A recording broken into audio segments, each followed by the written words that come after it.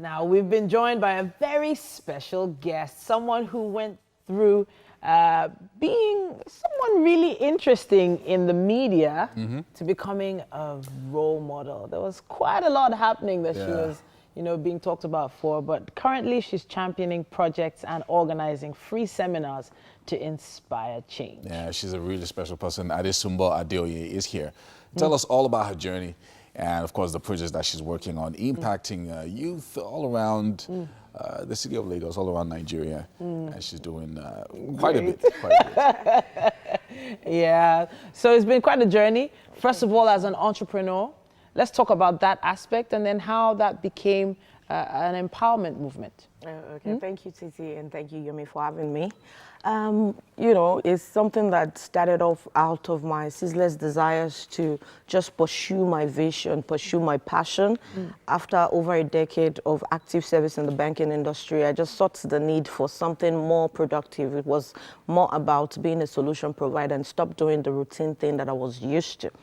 And so I pulled out, and then I started the events planning management outfits, which I called Esob events. And up until like a year, I wasn't making profit, but I was finding fulfillment till I, put in for the Goldman Sachs 10,000 Women Scholarship, and I was picked as one of the scholars. And I haven't gone through that rigorous training, access to free mentorship, business clinic. I saw the fact that I could actually do this and make profit. And so when I decided to put into practice all that I learned at Esob and Atlantic University, I started making profit and I was happy. And then I thought about all the women that could do excellently well if only they knew how to, maybe enter the market with a little bit of mentorship, a little bit of business clinic. And, I just decided to pay it forward. And that was what gave rise to the Inspiring Change Initiative. So it was almost like you not waiting till you were successful for another 10 years or another 20 years. Because typically, people that are young as you are not doing as much as you are doing. Exactly. Typically, you would be, okay, I made so much money, so now let me give back. So you said you were paying it forward. I didn't wait till I had to make a lot of money. I just had this burning desire to just pay it forward. I knew that, I'd seen businesses crumble after 2 years. In fact, some would even crumble before 2 years. They call it the teething period. A lot of them crumble because of the fear. Some just see a little bit of each and then they want to, withdraw from it. So, we saw case studies in class and I just felt, no, if only people outside there have access to this information, they could actually grow their business, they could scale up and then, we could have more female entrepreneurs, taking over the entrepreneurial space. Well, that's amazing. Okay. That's amazing. So the fact that you're a mom, you've been a mom for quite a bit, for different reasons that we're not going to exactly mention. But it must have been difficult being able to balance being a mom and also going into business and then coming along this journey. Can you tell us a bit about that? Well, my first son is 14. Wow, that's amazing. And all my children were like my motivation. When I pulled out of banking, my son was about turning 5, and I was starting up as an event planner. This is not a product, it's not like something you can show, touch and feel. You have to actually experience it. So I needed someone to just give me that first opportunity to actually show what I could do. But then it wasn't coming, so I had to use my children as, my first client. So my son was turning 5. I'd resigned from banking. I didn't have that much, huge budgets to put up a beautiful party or a big party. And so I sought the need to do a class party. And that was like my biggest break because while in banking, we don't have time to actually do that. We just pay for cake and just take it to school, do the goodie bags. And so I asked my son, I said, what's your favorite character? And he goes, Barney, mommy. And I said, how would you feel if Barney comes to class? Okay. He was like, I'm going to be so excited. I said, Barney's going to come on your birthday. And he was so excited. So I took permission from the school. You know how it is with mascots, the whole school is going to go.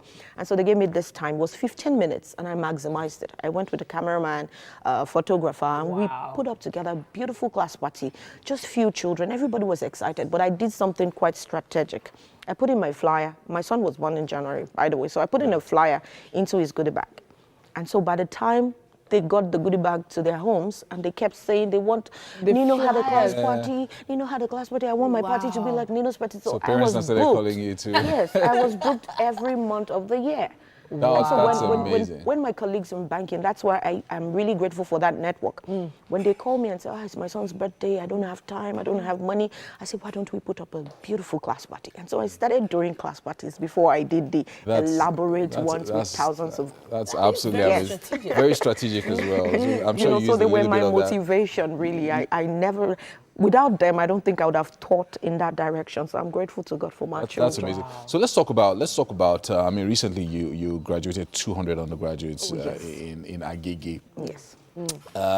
Number one, why the choice of Agege? And number two, what was talk to us about the kind of impact you made in the lives of these young people. Oh, wow, it's been amazing. You know, sometimes because of lack of funding and partnership from corporate bodies, you really want to stop doing it. But when my team and I just see the results, the amazing success stories from attendees and people who are beneficiaries, we just want to go. We just want to do more. You know, we've had cases of Aladio Jebi, Oreolua of Irede Foods talk about she came for the conference. She was inspired to go and put him for a BOI loan, interest-free, in millions. Wow.